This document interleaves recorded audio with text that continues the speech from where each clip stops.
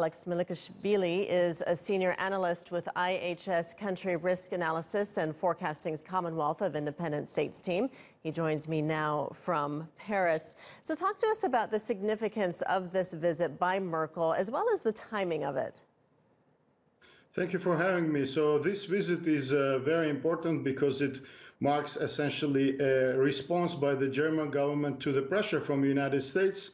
If you recall, in the early July at the breakfast meeting with NATO Secretary General, President Trump called Germany a captive nation because of its energy dependence, high energy dependence on Russia. So this is Germany's response to pressure from the United States, whereby essentially official Berlin is seeking to allay concerns of Washington by demonstrating that it is willing to consider other energy sources. This is the context in which we should understand this three-day tour of South Caucasus region by the German Chancellor. As if you recall, on Thursday she arrived in Georgia, then Friday it's Armenia, and today she arrived in Baku, where she will have talks with President Aliyev.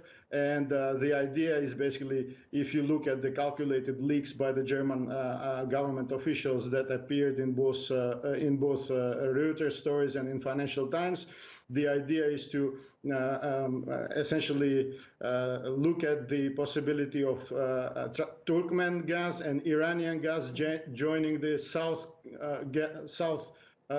southern gas corridor. So is this all about energy supply, or are there other issues on the agenda?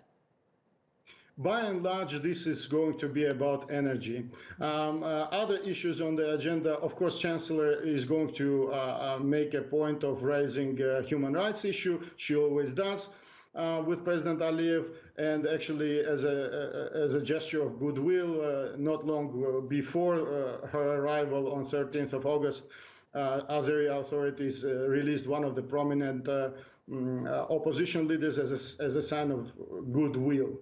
But energy will be looming large on the agenda. Now this is a bit complicated because, you know, Trans-Caspian pipeline, which is basically at the core of the visit, Trans-Caspian pipeline, the laying of the Trans-Caspian pipeline from Turkmenistan to Azerbaijan depends on the agreement of the littoral states. That is the interpretation that Russia puts on it.